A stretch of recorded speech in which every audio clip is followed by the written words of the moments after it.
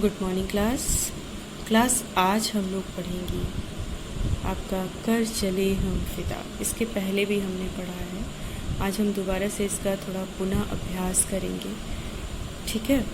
तो कर चले हम फिदा जो है वो कैफ़ी आज़मी के द्वारा लिखित एक रचना है। थोड़ा सा इस कैफ़ी आज़मी के बारे में हम जान लेते हैं कि कैफ़ी आज़मी साहब क्या थे और इनका समय काल कब से कब तक का था, ठीक है। तो आइए देखते हैं कि कैफ़ी आज़मी, इनका जो समय था, इनकी समय अवधि थी वो 1919 से लेकर के 2002 तक की थी। अब देखते हैं कि इनका जन्म कहाँ हुआ था, कैसे पले बढ़े, इनकी मुख्य रचनाएं क्या थी, कैसी शब्दों में, किस भाषा में इनकी रचनाएं होती हैं।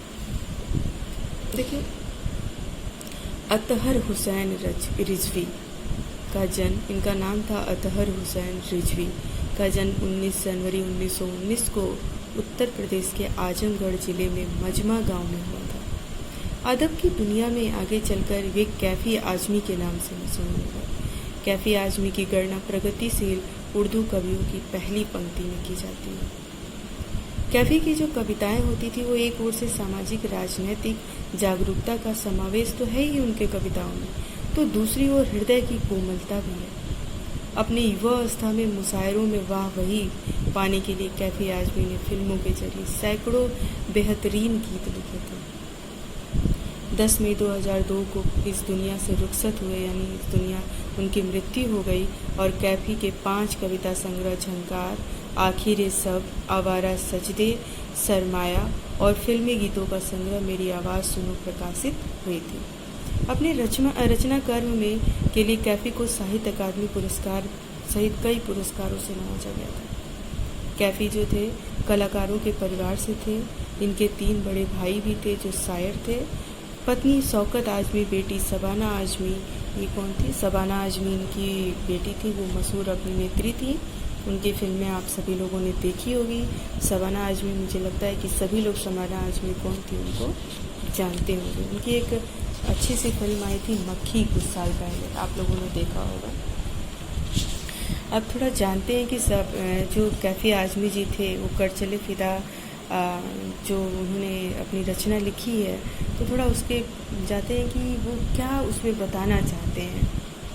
तो देखिए, ज़िंदगी प्राणी मात्र को प्रिय होती है, कोई भी इसे यूँ खोना नहीं चाहता। सही बात है।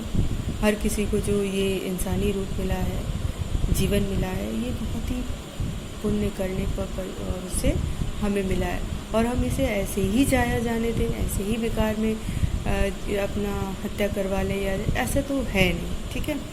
तो देखिए, वो कहते हैं कि असाध्य रोगी तक जीवन की कामना करता है। अब आप ही समझिए, जिसको पता है कि जैसे कैंसर एक ऐसी बीमारी है जिसमें अधिकांशतः लोगों की मृत्यु हो जाती है, परंतु वो जानता है कि मुझे ऐसा रोग हुआ है, असाध्य रोग जो ठीक ना हो सके, जिसका कोई इलाज ना हो, कि मुझे ऐसा रोग हो चुका है और मेरी मृत्यु निश्चित है, फिर भी वो व्यक्ति अपने जीने की उम्मीद को नहीं खोता है। तो आप समझ सकते हैं कि लोगों के लिए अपना जीवन कितना महत्वपूर्ण होता है और वो इसे ऐसे ही नहीं जाने दे सकता।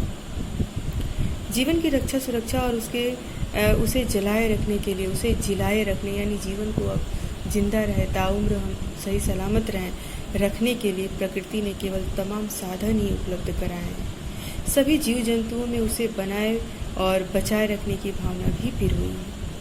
इसलिए शांति प्रिय जीव भी अपने प्राणों को पर संकट आया जान उसकी रक्षा हेतु मुकाबले के लिए तत्पर हो जाता है।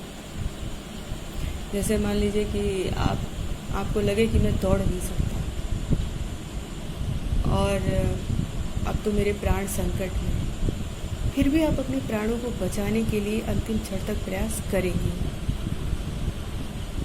अगर जैसे मान लीजिए कि आप कहें कि मैं थक गया हूँ, मैं अब रास्ते में आगे नहीं बढ़ सकता, और आपके पीछे अचानक से एक शेर दौड़ता हुआ आ जाए, तो मैं तो ये नहीं कहूँगी कि आपकी स्पीड ऐसी हो जाएगी कि मैराथन जीत लेंगे, लेकिन आप अपनी जान को बचाने के लिए भरपूर प्रयास करेंगे और उस हद तक दौड़ेंगे कि जहाँ तक आप दौड़ सकते हैं। तो मैंने उदाहरण ये इसलिए दिया कि जीवन का बहुत ही महत्व होता है, बहुत ही मूल होता है, और अपने जान को लोग ऐसे ही नहीं गंवाना चाहेंगे। भरसक प्रयास करेंगे कि उनकी जान जो है वो बच जाए, किसी जोखिम में ना पड़े। लेकिन इससे ठीक विपरीत होता है सैनिक के जीवन के साथ। सैनिक जब सीमा पे जाते हैं और जब लड़ाइयाँ लगती हैं तो वो कहीं ना कहीं जानते हैं कि इस लड़ाई में मेरी मृत्यु तय है। लड़ते लड़ते या तो मैं वीर गति को प्राप्त हो जाऊँगा या तो अपने देश की रक्षा कर लूँगा। मतलब उनके साथ कुछ निश्चित नहीं होता है। जो अपने नहीं, जब औरों के लिए जीवन पर उनकी आबादी पर आ बनती है, आज़ादी पर आ बनती है, तब मुकाबले के लिए अपना सीना तान खड़ा हो जाता है। यह जानते हुए भी कि उस मुकाबलों में औरों की ज़िंदगी और आज़ादी भले ही बची रहे, पर उनकी मृत्यु की संभावना बनी रहती है। भाई जब हम सीमा पर लड़ने के लिए जाते हैं और युद्ध जब चलता रहता है, तो जब हम किसी को मारते हैं तो हमें भी तो मारने के लिए कोई आता है।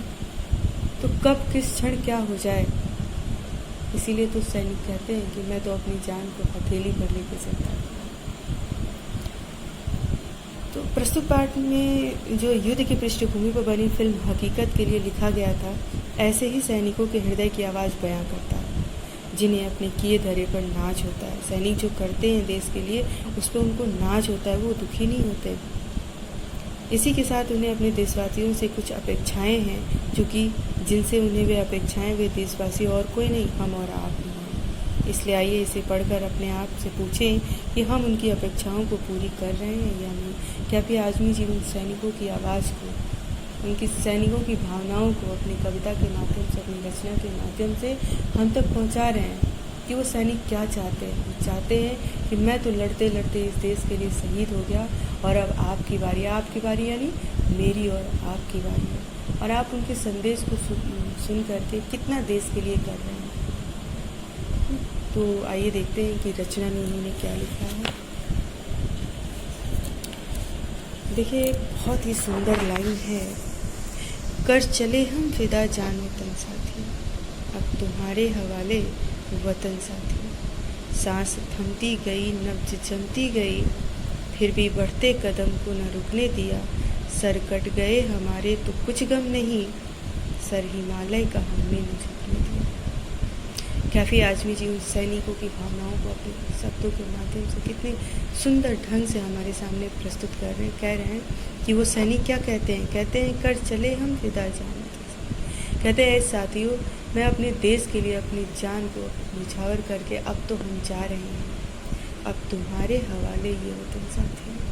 अब ये जो वतन है, ये जो देश है, इस देशवासियों की रक्षा है, वो अब आपके हवाले है। मैंने अपनी जान की आखिरी सांस तक मैंने देश की रक्षा की। अब मैं अपना जो है अपना जान निछावर कर अब मैं जा रहा हूँ, और ये इस देश की चिंता, इस देश का भार, इस देश की रक्षा और मैं आपको सौंपता हुआ जा रहा हूँ। कहते हैं कि सांस थमती गई, नब्ज जमती गई, फिर भी बढ़ते कदम को न रुकने दिया। वो हमारे जो वीर सैनिक है वो कह रहे हैं कि सांसें थमती गई, नहीं अब लग रहा था कि मृत्यु एकदम निकट आ गई है, अब निकल जाएंगे प्राण की तब, लेकिन उस क्षण तक भी हम लड़ना नहीं छोड़े, अपने देश की रक्षा के लिए लड़ते रहे।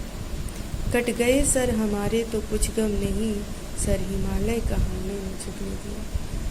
वीर सिपाही कहते हैं कि अगर लड़ते लड़ते हमारे सर कट भी गए तो हमें कोई गम नहीं, हमें किसी प्रकार का कोई दुख नहीं, पर इस बात का गर्व जरूर है, इस बात की खुशी जरूर है कि हमने अपने सिर कटा दिए, परंतु अपने इस देश के सिर को, इस देश की मान मर्यादा को न झुकने दिया। फिर कहते हैं, मरते मरते रहा बाकपन साथियों, अब तुम्हारे हवाले वतन साथियों। कह रहे हैं कि मरते मरते साथियों, मरते मरते भी मैंने अपने देश की रक्षा की। वैसे तो बाकपन का अर्थ होता है टेढ़ापन, लेकिन इस कविता में इसका अर्थ कुछ और ही बताया जा रहा है। मरते मरते रहा बाकपन साथियों। कहता है सिपाही, जो कहता है कि मरते मरते मेरी बस यही इच्छा रही कि मैं किस प्रकार से इस देश की रक्षा कर सकूं। अब तुम्हारे हवाले वतन साथियों। ऐ साथियों, अब ये जो देश की रक्षा है, सुरक्षा है, अब वो सिर्फ आपके हवाले है। अब आपके जिम्मे मैं ये सौंप कर जाता हूँ, अब आप इसकी रक्षा करेंगे। जिंदा रहने के मौसम बहुत हैं, मगर वो सिपाही कहते हैं जिंदा रहने के मौसम आते हैं। यानी आपको अपनी जान की सुरक्षा करने के बहुत सारे समय आएंगे।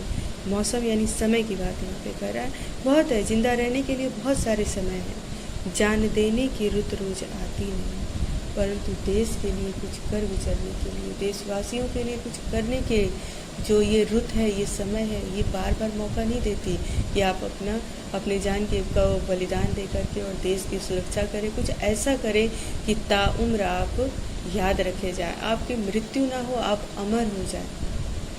हुस्न और इश्क दो, यानी जो ये आपकी शरीर है, आपकी सुंदरता है, ये जो कद काठी है, वो भी नाराज़ हो जाती है जब तक कि ये जो जवानी है खून बनाती नहीं, यानी अपने देशवासियों की रक्षा नहीं कर पाती है। फिर कहते हैं आज धरती बनी है दुल्हन साथी, अब तुम्हारे हवाले वतन साथी। सिपाही कह रहा है ये जो धरती है ये आज दुल्हन बनी है, चारों तरफ से सजी है, ऐसा लगता है। दुल्हन इसलिए कह रहा है कि अब ये जो लड़ाई लगी है